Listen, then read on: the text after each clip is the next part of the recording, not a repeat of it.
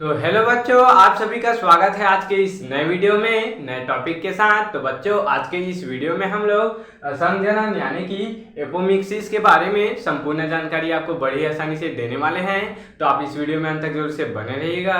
तो चलिए बच्चों, अब हम बिना किसी समय गंवाए इस टॉपिक को स्टार्ट कर लेते हैं। यानी कि बच्चों, सबसे पहले इस वीडियो में हम लोग समझेंगे कि असंजनन क्या होता है, यानी कि एपोमिक्सिस के बारे में संपूर्ण जानकारी लेने वाले हैं। इसको हम लोग परिभाषा सही समझने का प्रयास करेंगे। उसके बाद बच्चों, हम लोग इसके दो प्रकार होते हैं उसके बारे में जानकारी लेने वाले हैं। तो चलिए बच्चों, अब हम असंजनन को परिभाषा सही समझने का क्या करते हैं बच्चों, प्रयास करते हैं। तो देख सकते हैं यहाँ पर, सामान्य प्रक्रिया के बिना ही बीज यानी कि सीड पैदा करने की तकनीक को ही क्या कहते हैं बच्चों, असंजनन कहते हैं। यानी कि बच्चों, जो सामान्य प्रक्रिया होती है, जो निषेचन की प्रक्रिया होती है, उसके बिना ही बीज यानी कि सीड्स पैदा करने की तकनीक को ही क्या कहते हैं बच्चों, असंजनन कहते हैं, यानी कि एपोमिक्सिस कहते हैं। और बच्चों, इसको अब हम लोग बड़ी आसानी से और समझने का प्रयास करते हैं। तो देख सकते हैं, अलैंगिक जनन की एक सामान्य विधि, यानी कि बच्चों, यह जो असंजनन होता है वह एक अलैंगिक जनन की एक सामान्य विधि होती है, जिसमें नए पौधे का निर्माण युग्मकों के संलयन के बिना ही होता है। यानी कि बच्चों, देख सकते हैं, यह असंजनन एक प्रकार का अलैंगिक जनन होता है, उसी के समान होता है। और इस विधि में नए पौधे का निर्माण युग्मकों के संलयन के बिना ही होता है। यानी कि बच्चों, असंजनन की क्रिया में किसी भी प्रकार का युग्मक नहीं बनता है, इस कारण इनमें युग्मक का संलयन नहीं होता है और युग्मकों के बिना संलयन हुए ही नए पौधे का निर्माण हो जाता है। तो बच्चों, इस प्रकार से हमने असंजनन यानी कि एपोमिक्सिस को समझ लिया है।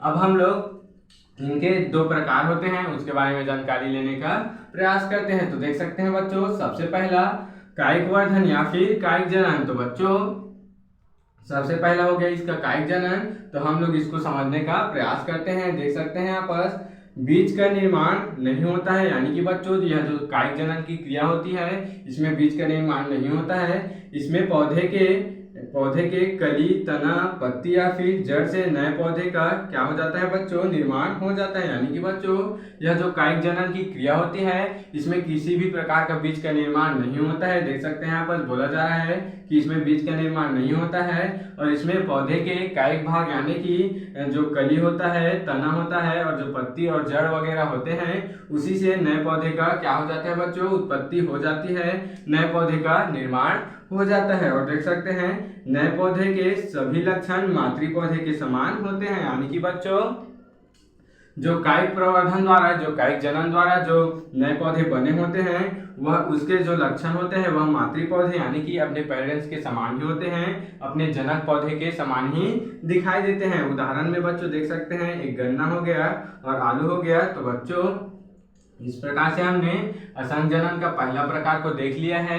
अब हम इसके दूसरा प्रकार यानी कि अनिषेक बीजता को देख लेते हैं, समझने का प्रयास करते हैं। तो बच्चों, देख सकते हैं, इसके अंतर्गत लैंगिक जनन की अनुपस्थिति में बीज का क्या होता है बच्चों, निर्माण हो जाता है। यानी कि बच्चों, यह जो अनिषेक बीजता का जो क्रिया होती है, उसमें लैंगिक जनन की अनुपस्थिति में, यानी कि इसमें लैंगिक जनन की क्रिया नहीं होती है और बीज का निर्माण हो जाता है। लैंगिक जनन के बिना ही बीज का निर्माण इसमें हो जाता है और इस क्रिया को अनिषेक जनन भी कहते हैं। यानी कि बच्चों, यह जो अनिषेक बीजता होता है, उसको एक और नाम यानी कि अनिषेक जनन के नाम से भी जाना जाता है। तो बच्चों, आगे देख सकते हैं, बीज के निर्माण में संयुग्मन व अर्धसूत्री विभाजन नहीं होता है। यानी कि बच्चों, देख सकते हैं यहाँ पर क्या बोला जा रहा है, अनिषेक बीजता में, अनिषेक जनन में बीज के निर्माण की क्रिया में संयुग्मन नहीं होता है। यानी कि किसी भी प्रकार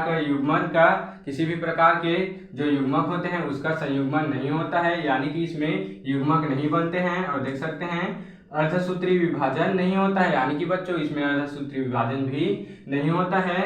जैसे कि नींबू, आम, धतूरा, ये सब में यह अनिषेक जनन पाए जाते हैं। तो बच्चों, इस प्रकार हमने बड़े ही आसानी से असंजनन यानी कि एपोमिक्सिस के बारे में संपूर्ण जानकारी ले लिया है। आप इसका स्क्रीनशॉट ले सकते हैं।